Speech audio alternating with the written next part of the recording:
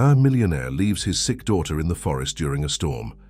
What he doesn't imagine is that a white horse sees everything and approaches the girl.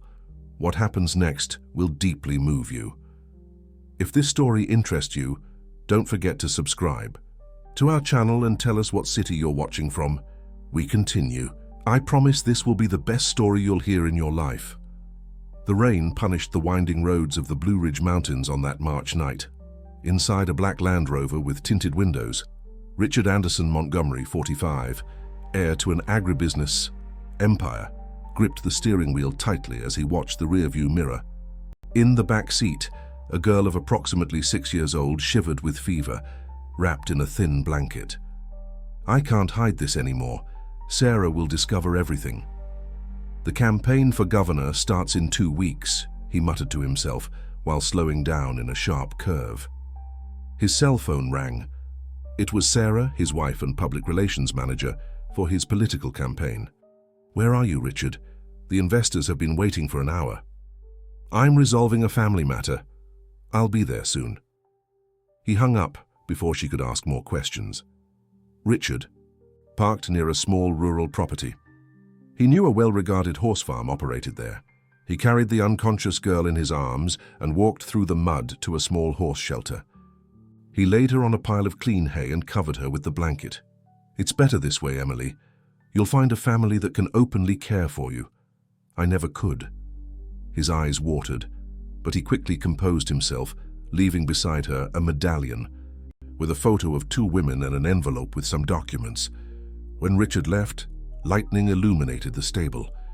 The horses became agitated, except for one, a white Tennessee walking horse with snow-white coat. The animal approached the girl, sensing her feverish warmth, and remained by her side like a silent guardian. At the main house of Horizon Stables, Anthony and Teresa Oliver were finishing dinner when they heard an unusual neigh.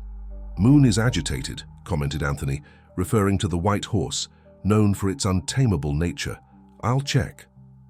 Teresa, a retired teacher from a rural school, accompanied her husband to the stable. What they found changed their lives forever. "My God, Anthony, it's a child!" Teresa ran to the unconscious girl. "She's burning with fever." Who would be capable of abandoning a child like this? Anthony examined the medallion and documents. "There's a birth certificate here. Her name is Emily Fields, but there's no address, just a certificate and some medical notes." Teresa, with the experience of someone who had already raised 3 children, now adults living far away, acted quickly. They took the girl inside the house, gave her a bath and medication to reduce the fever. During the night, when Emily finally woke up, Teresa noticed something peculiar. The girl didn't react to sounds. She tried calling her name, clapping her hands. Even the sound of the kettle didn't provoke a reaction. "Anthony, I think she can't hear," whispered Teresa, as the girl looked around, frightened. They tried to communicate through improvised gestures. Emily, despite the visible fear in her eyes, responded with organized signs that neither of them fully understood. "She knows sign language," concluded Teresa. "Someone educated her." By morning, when the storm finally subsided, Anthony went to town seeking help. He returned hours later with Dr. Helen, the health clinic physician, and a surprise Claire Wilson, a young teacher specialized in deaf education who was vacationing in the region. "It was a stroke of luck finding Claire at the pharmacy," explained Anthony. "She can help us communicate with the girl." When Claire began to sign to Emily, the girl's expression transformed. Tears ran down her face while her little hands responded quickly. "What is she saying?" asked Teresa, emotional. Claire turned to the couple with equally teary eyes. "She's asking if they can let her stay. She says her grandmother went to heaven and that the bad man left her in the rain because he didn't want her anymore." 3. Months had passed since Emily's arrival at Horizon Stables. Claire, touched by the girl's story, decided to remain in the region and help with her adaptation. She rented a small house near the stables and began giving regular ASL lessons to Teresa and Anthony, who were committed to learning the language to communicate with the new member of their family. The stables, which previously faced financial difficulties, gained new life. Emily developed an extraordinary connection with the horses, especially with Moon, the white Tennessee Walker that had protected her on the night of abandonment. The animal, previously considered untamable, became docile in her presence. "It's incredible how she communicates with them," commented Anthony to Claire, watching Emily riding Moon bareback across the field. "It's as if she doesn't need words."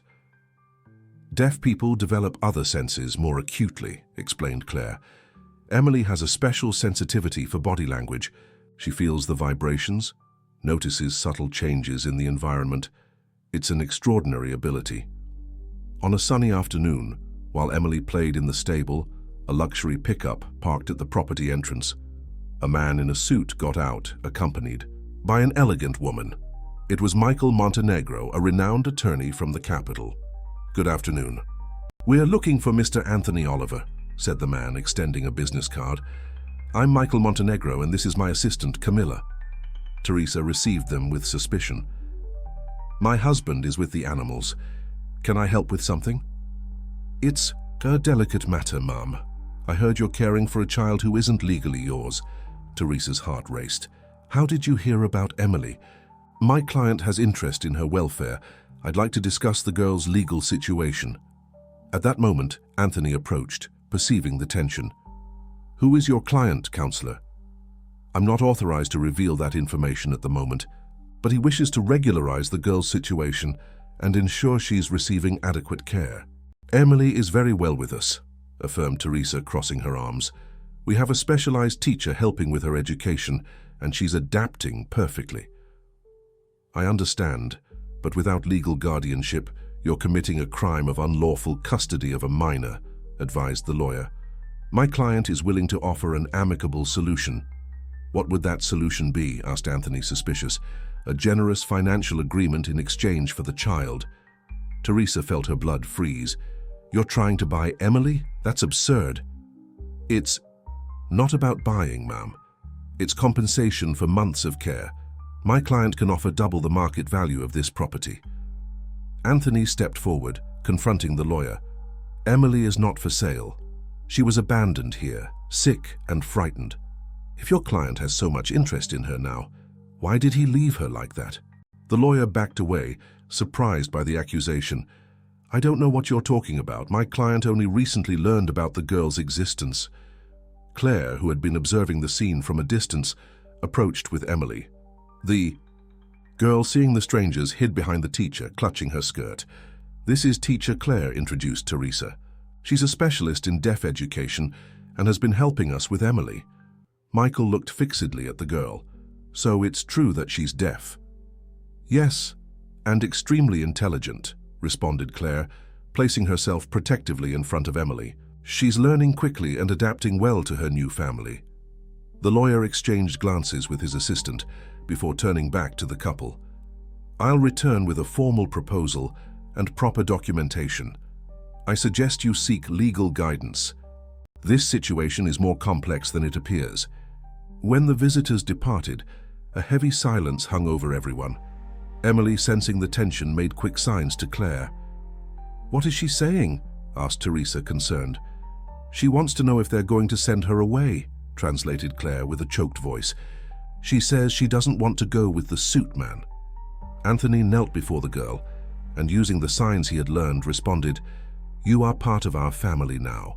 Nobody is going to take you away."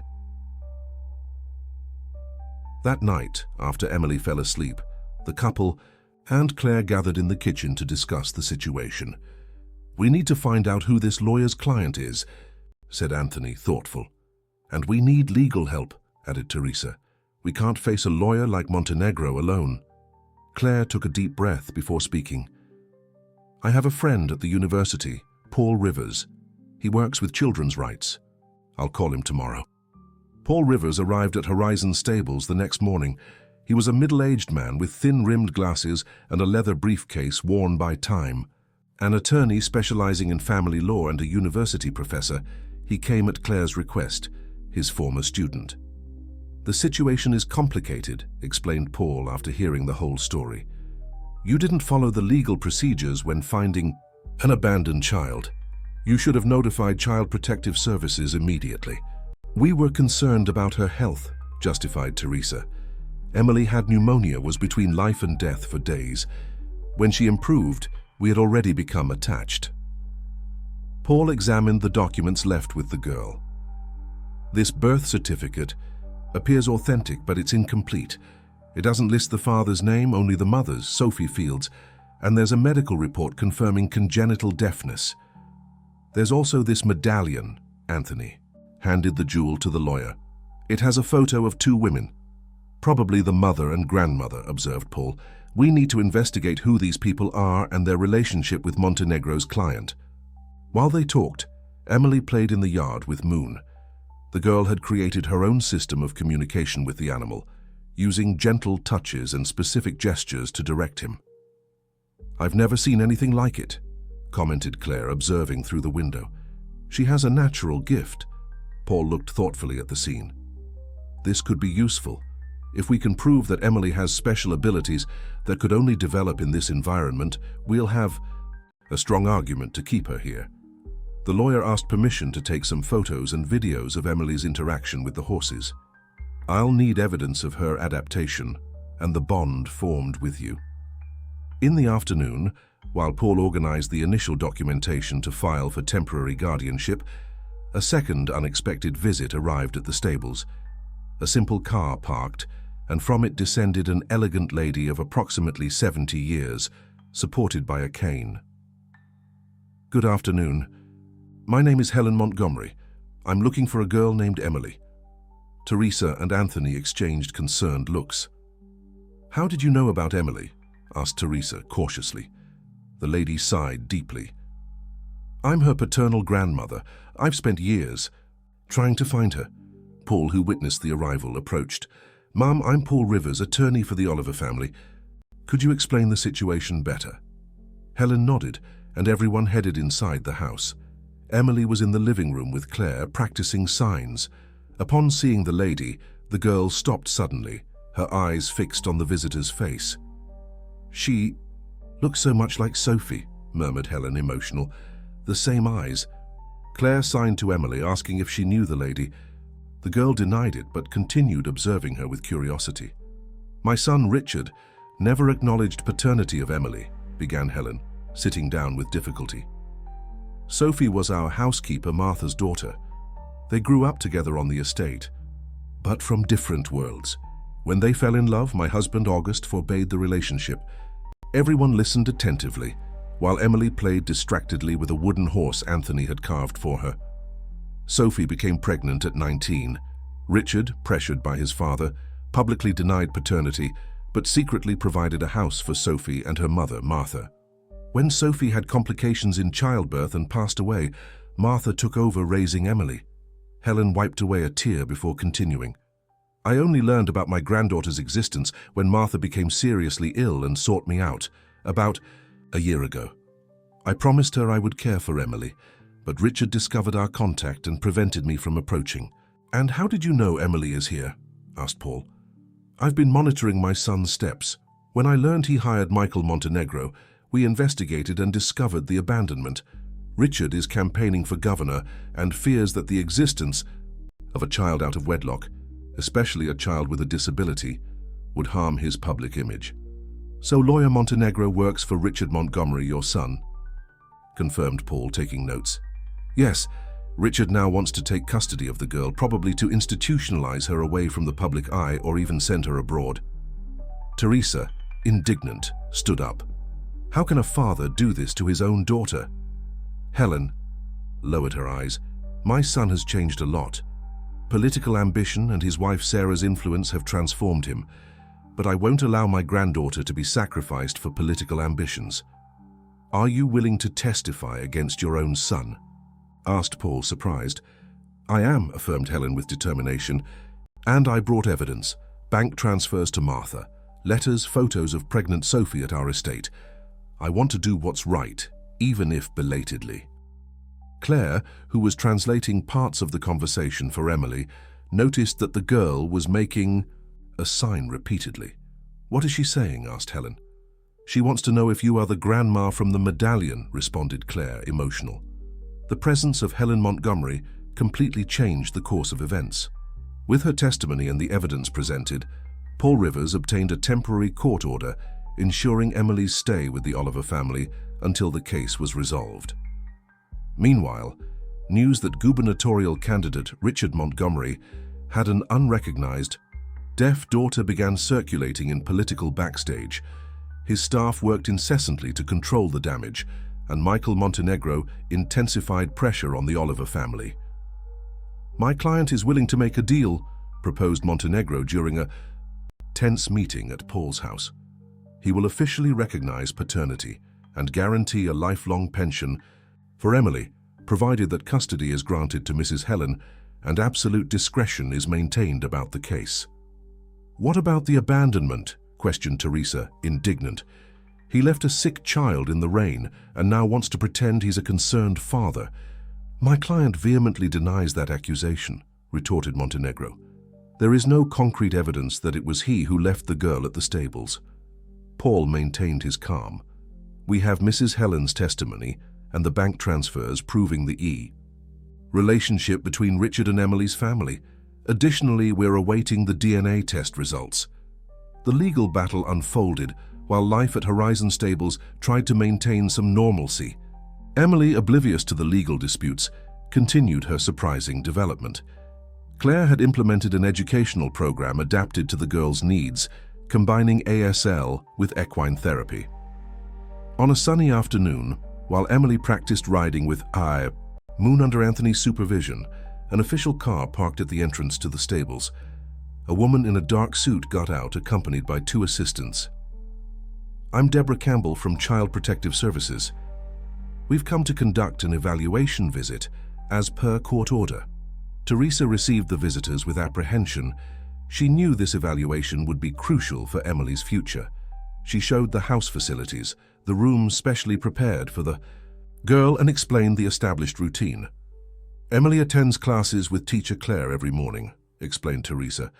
"In the afternoon, she participates in stable activities and has equine therapy sessions. On weekends, she receives visits from Mrs. Helen, who is learning ASL to better communicate with her granddaughter." Deborah observed everything attentively, making notes. When they reached the riding arena, Emily was executing an impressive sequence of movements with Moon, responding only to subtle commands from her body. "This is extraordinary," commented Deborah, genuinely impressed. "How long did it take for her to develop this ability?" "It was almost instantaneous," answered Anthony with pride. "Emily has a special connection with animals, especially with Moon. We believe it's due to her heightened perception of vibrations and body language." Claire approached, interpreting the conversation for Emily in signs. The girl, understanding she was being evaluated, dismounted gracefully and approached Deborah. With precise hand movements, she communicated something that made Claire smile. "She's inviting you to try riding Moon," translated the teacher. Deborah seemed surprised. "Me? I have no experience with horses." "That's the point," explained Claire. "Emily wants to show how Moon responds to different people. It's part of what we've been studying about nonverbal communication." Hesitant but intrigued, Deborah accepted the invitation. With Anthony's help and under Emily's gestural guidance, she mounted the white horse. To her surprise, Moon remained perfectly calm, as if understanding the importance of that moment. "She's teaching trust," observed Claire, translating Emily's signs. "She says that's how she learned not to be afraid after she arrived here." That simple but profound moment had a visible impact on Deborah. By the end of the visit, her professional demeanor had softened. "I will prepare a detailed report for the judge," she informed. "But I can tell you that I found an exceptionally suitable environment for Emily's development. The adaptations made to meet her specific needs are exemplary." Teresa breathed relieved, but knew the battle was far from over. Richard Montgomery was a powerful man, with sufficient resources and influence to complicate the process. That night, after Emily fell asleep, Helen arrived for an urgent meeting with Paul and the Oliver family. "Richard discovered I'm supporting you," she revealed, visibly shaken.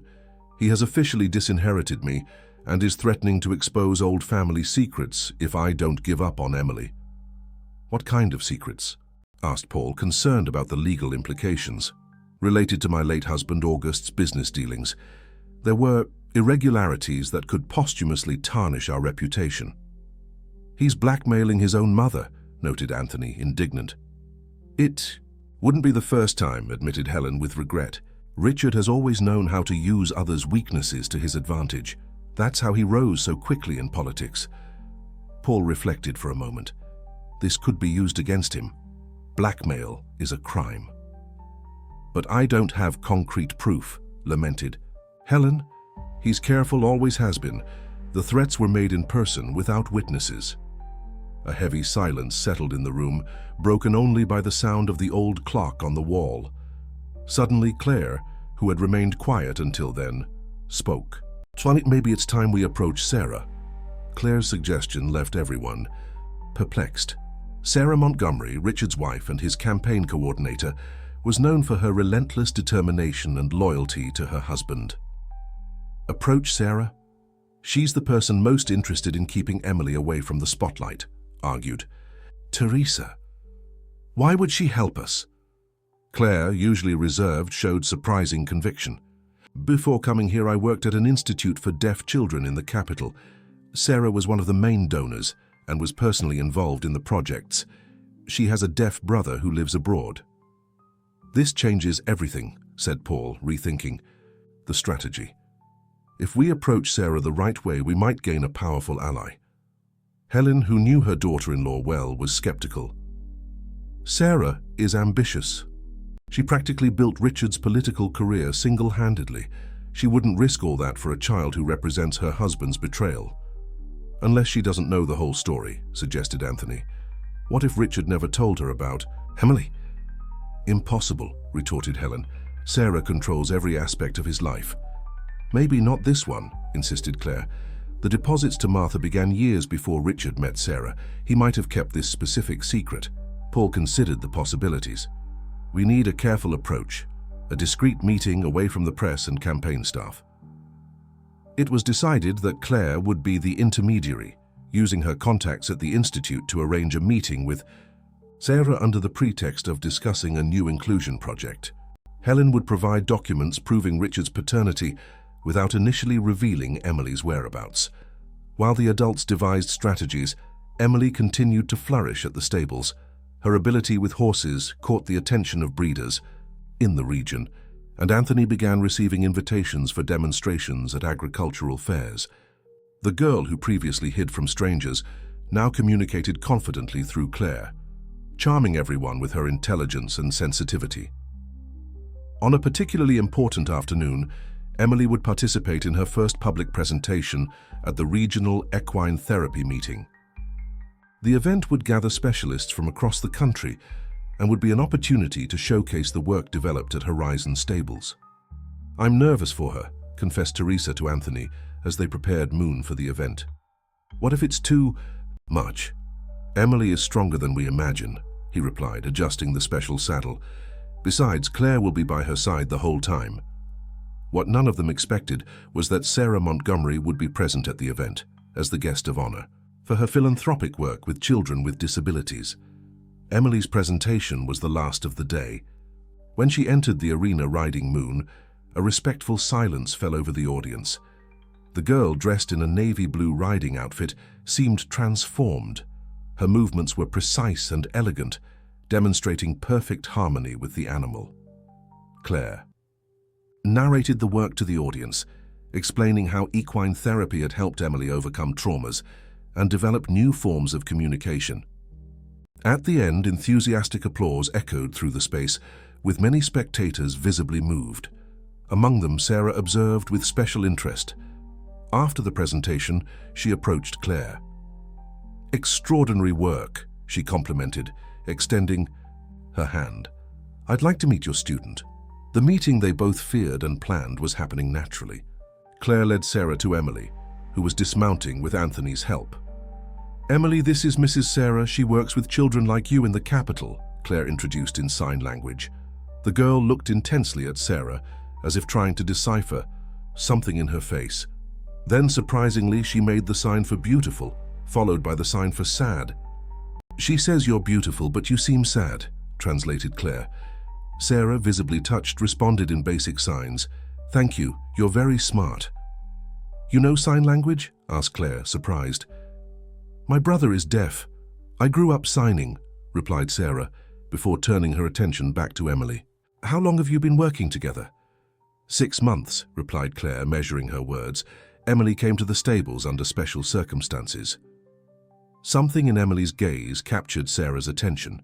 She crouched down to the girl's height and carefully observed her features. Then, as if she had seen a ghost, she turned pale. Those eyes, she murmured. I know that look. At that moment, Helen approached, supported by her cane. Seeing her, Sarah stood up abruptly. Mrs. Helen, I didn't know you were involved in this project.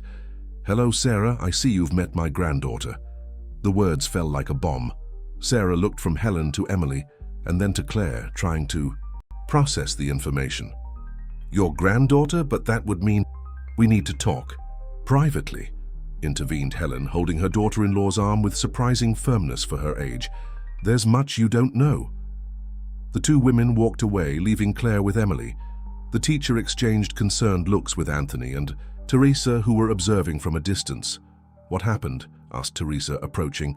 Helen revealed the truth to Sarah, replied Claire. Everything now depends on how she reacts. Emily, sensing the tension, signed a question that summarized everyone's apprehension. Will the beautiful woman take me away? The conversation between Helen and Sarah lasted more than an hour. Outside the reserved room at the equestrian center, Anthony, Teresa, and Claire waited anxiously while Emily played with Moon, unaware of the tension in the air. When the doctor finally opened, Sarah's face was marked by contained tears, but her posture remained firm. Helen, meanwhile, seemed relieved, as if an enormous weight had been lifted from her shoulders. I need time to process all this, said Sarah, with a controlled voice, but I want to get to know Emily better before making any decisions. Paul, Rivers, who had been called urgently, suggested caution.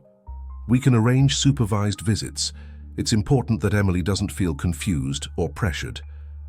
I agree, replied Sarah, surprising everyone. I don't want to cause more trauma to the girl. She has suffered enough. In the days that followed, Sarah began to visit the stables regularly. Her interaction with Emily was closely observed by Claire, who noted with interest how Richard's wife fluently used sign language, demonstrating uncommon patience and sensitivity. One afternoon, while they watched Emily practicing with Moon, Sarah confided in Claire, My brother faced so many barriers. Our parents didn't accept his condition, thought it was a shame for the family. I fought my whole life to protect him. That's why your work with the Institute, concluded Claire. Yes, when I met Richard, he seemed to share my values. He supported all my inclusion projects. We built a political platform together based on accessibility and diversity. Sarah paused, watching Emily execute a perfect maneuver with Moon. How could I have been so blind? The connection between Sarah and Emily was gradual and natural. The girl, initially distrustful, slowly opened up, enchanted by Sarah's fluency in sign language and her stories about the deaf uncle who lived in Europe. She's creating a bond, commented Teresa to Anthony, observing the two interacting during a picnic in the field. That worries me. What if Sarah decides to take her? We have to trust the process, replied Anthony, though his heart was also tight. Emily deserves to know her whole family. Meanwhile, behind the political scenes, Richard Montgomery's campaign was facing difficulties. Rumors about a secret daughter had begun to circulate, and his advisors worked tirelessly to contain the damage. Michael Montenegro had intensified the legal pressure, securing a new hearing to discuss Emily's custody. On a rainy morning, similar to the one when Emily had been abandoned, an official car parked at the entrance to the stables. It was Richard Montgomery in person, accompanied by 2 security guards.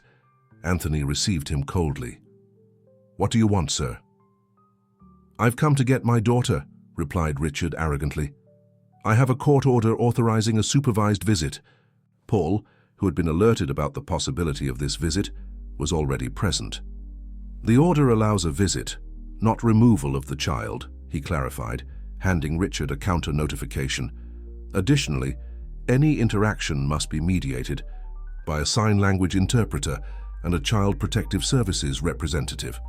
Richard barely disguised his irritation. "That's unnecessary. I'm the biological father." "A father who never learned to communicate with his own daughter," retorted Paul. At that moment, Claire appeared with Emily, who immediately hid behind the teacher upon recognizing the man who had abandoned her in the rain. Her eyes widened with fear, and her hands trembled as she made quick, desperate signs. "What is she saying?" asked Paul. "She's asking to call Moon," translated Claire, concerned. "She says the bad man has returned to take her." Richard, visibly uncomfortable with his daughter's reaction, tried to approach, but Emily retreated further. "She's just scared because she doesn't know me," he justified, extending his hand to the girl. Emily reacted with panic, running to the stable.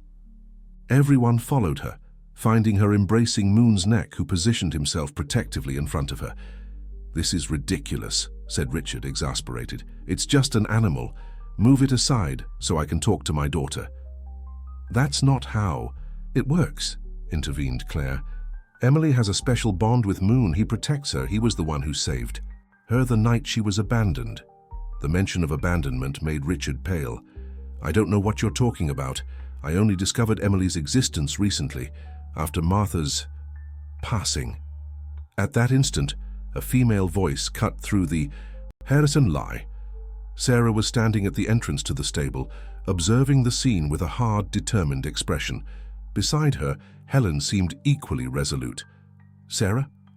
What are you doing here?" asked Richard, confused and irritated. "Getting to know my stepdaughter," she responded, walking toward Emily and signing words of comfort.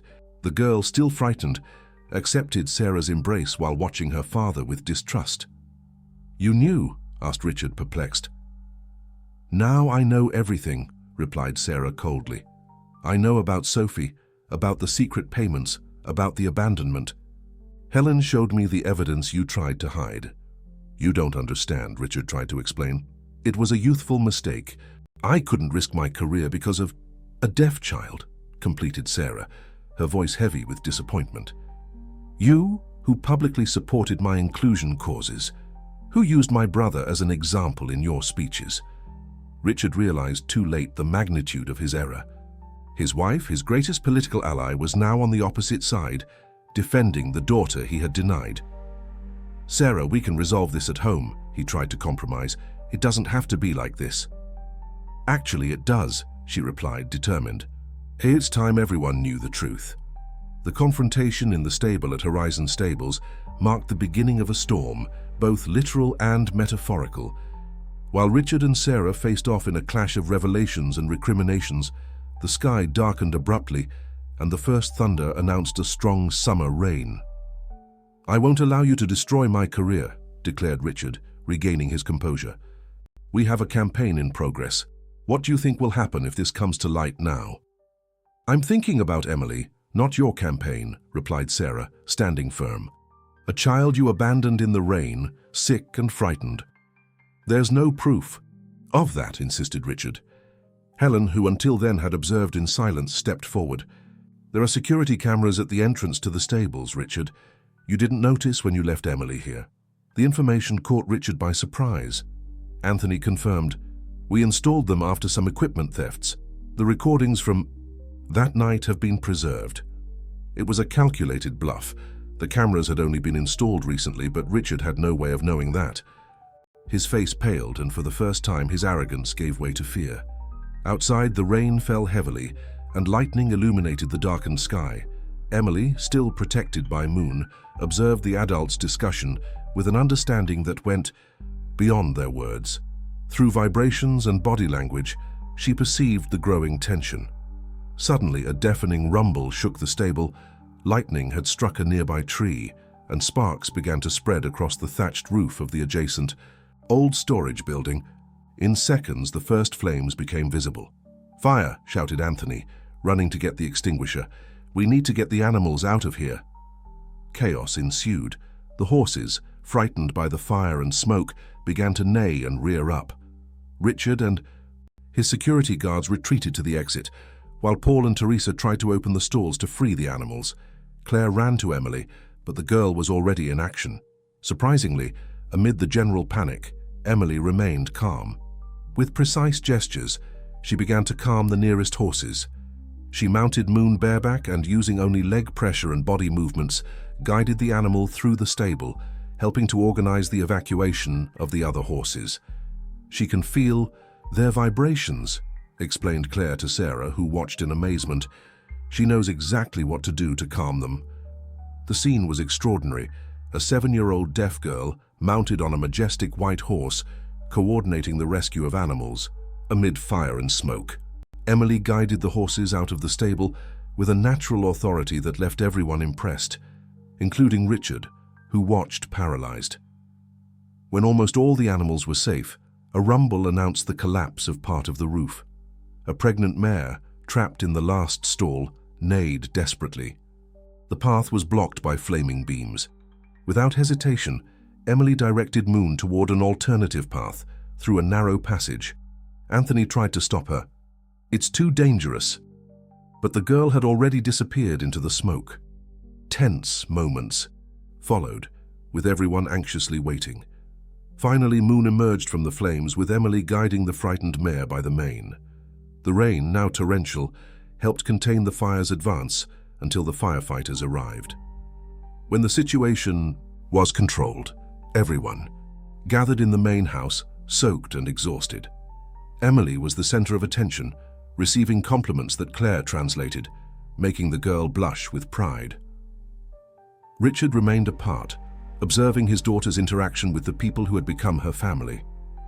For the first time, he clearly saw who Emily was, not a problem to be hidden, but an extraordinary, brave and capable child. Sarah approached her husband. "Did you see what she did today? Your daughter is amazing, Richard." "Yes, she is," he admitted with a choked voice, "but not thanks to me." "There's still time to do the right thing," said Sarah with unexpected gentleness. "Not for your political future, but for her future, for both your futures." The next day, the story of the girl who saved the horses was already circulating in the region. Journalists began appearing at the stables, eager for details about the young heroine. Richard, who had spent the night reflecting in a nearby hotel, returned to the stables in the morning. He found Emily in the field, tending to Moon. He approached cautiously, accompanied by Claire for interpretation. "May I speak with her?" he asked, humbler than ever. Claire translated his request, and Emily, after a moment of hesitation, nodded. Richard sat on the grass at the respectful distance his daughter established. "Tell her I'm proud of what she did yesterday," began Richard, "and that I deeply regret everything, for abandoning her, for not being the father she deserved." "As a pie," Claire translated. Emily carefully observed her father's face as if looking for signs of sincerity. When the interpretation ended, she asked a direct question that Claire translated. "Why didn't you want me?" The question hit Richard like a blow. His eyes filled with restrained tears. "I was afraid," he answered honestly. "Afraid of not knowing how to care for you, afraid of what people would say, afraid of failing. I was a coward and you paid for it." Emily absorbed the words, processing them in her own way. After a long silence, she signed again. "She asks if you'll learn her language now," translated Claire. Richard looked at his daughter and for the first time clearly saw Sophie's face in her, the same determined and gentle gaze. "Yes," he replied, making the yes sign he had learned. "I will learn to speak with you, Emily, if you give me that chance." The girl didn't respond immediately. Instead, she stood up and walked to Moon. She mounted the horse and extended her hand to her father, inviting him to climb up too. 6 months passed since the fire at Horizon Stables. The property, rebuilt and expanded, was no longer just a horse breeding center, but had transformed into a space for equine therapy and inclusive education for deaf children and those with other disabilities. Emily's story had inspired a profound change, not only in her family's life, but in the entire community. The Moon Institute, a name chosen by Emily herself, received visitors from various parts of the United States, interested in learning about the innovative methodology that combined sign language with animal-assisted therapy. on a sunny Saturday morning, the stables were decorated for a special celebration. Colorful banners fluttered in the wind. Tables with white tablecloths and wildflower arrangements were spread across the lawn, and a three-tiered cake occupied a place of honor. "Everything's perfect," approved Teresa, adjusting her party dress. "Emily will love the surprise." The event marked not only Emily's 8th birthday, but also the official inauguration of the Institute.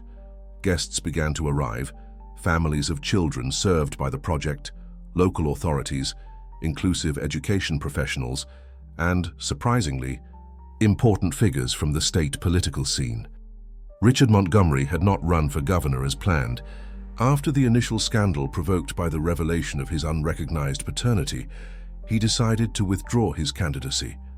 Against all expectations, the sincerity with which he publicly acknowledged his mistakes and his commitment to the inclusion cause transformed his image. What could have been the end of his political career became a new beginning. "The special guests have arrived," announced Anthony, observing a helicopter landing in the field adjacent to the property. From the helicopter descended the newly elected governor and his entourage, including the State Secretary of Education, a position Richard now occupied, dedicated to implementing inclusion policies for people with disabilities throughout the educational system. Sarah, elegant in a turquoise dress, coordinated the final details of the ceremony. Her relationship with Richard had undergone a profound transformation. The crisis revealed the true nature of their marriage, built more on shared ambitions than genuine love. They decided to follow separate romantic paths but maintained a respectful partnership focused on Emily's well-being and the causes they now defended together. "Where is the birthday girl?" asked the governor, approaching Sarah. "Emily is arriving with Claire and Helen. We went to pick up a special present for her."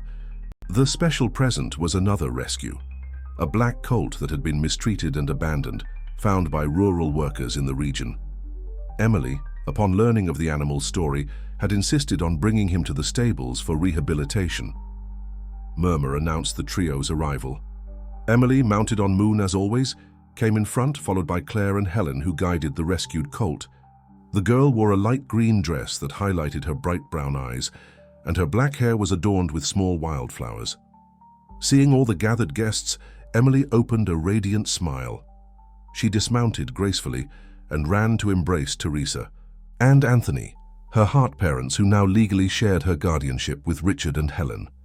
The inauguration ceremony was conducted in English and ASL simultaneously, with Claire and other interpreters ensuring complete accessibility. Emily participated actively, demonstrating to guests how horses responded to silent commands and how this non-verbal communication benefited children with different needs.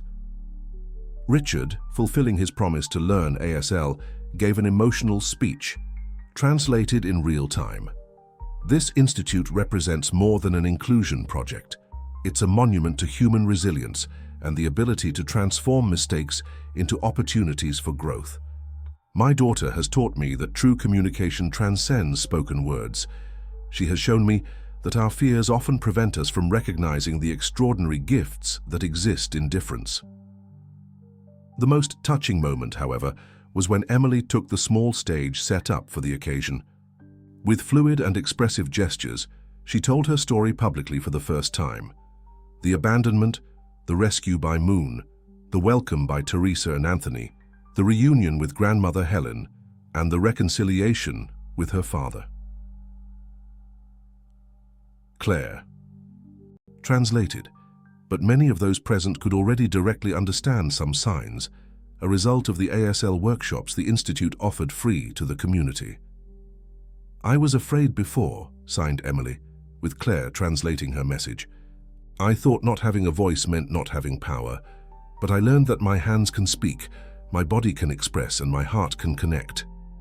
Silence is not absence, it's just a different form of presence." After the ceremony, while guests enjoyed the celebration, Emily briefly withdrew with Moon and the rescued colt. Richard found her in the stable, feeding the animals fresh apples. "May I join you?" he asked in still imprecise but earnest signs. Emily nodded, handing him an apple to offer to the colt. For a few moments, Father and daughter worked in harmonic. Silence communicating through simple gestures and glances. "Will he be okay?" asked Richard, referring to the rescued colt. Emily smiled and signed, "Yes, he just needs time, patience and love, like all of us." Back at the party, Teresa and Anthony observed the property filled with life and purpose. What had begun as a small stable on the verge of bankruptcy had transformed into a reference center, bringing not only financial stability, but a much deeper meaning to their lives. Who would have thought that stormy night would change everything? Reflected Teresa, resting her head on her husband's shoulder. "Moon knew," replied Anthony, watching the white horse grazing peacefully beside the rescued colt. He always knew. Helen, seated under the shade of a tree, leafed through a photo album she had prepared for Emily. In it, images of Sophie at different ages showed the striking resemblance to her daughter. Sarah joined her, bringing 2 glasses of juice. "She would be very proud," commented Sarah, looking at a photo of pregnant Sophie. "Yes, she would," agreed Helen. "Sophie always believed true love transforms everything." At dusk, when most guests had already departed, Emily mounted Moon for her traditional sunset ride. This time, however, she wasn't alone. Richard, Teresa, Anthony, Helen, Claire, and Sarah, her expanded and unlikely family, accompanied her, each in their own way, united by a journey that had begun with abandonment, but blossomed into belonging. As the sun tinted the horizon orange and gold, Emily guided Moon to the top of a small hill. From there, she could see the entire stables, the new institute facilities, and the fields stretching as far as the eye could see. Her world, previously limited by silence and fear, now expanded into infinite possibilities.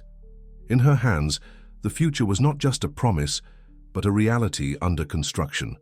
A future where differences didn't separate but united, where silence wasn't absence, but a different and equally powerful form of communication, where horizons, as the stable's name suggested, were always expanding for those with the courage to look beyond. And Emily, mounted on her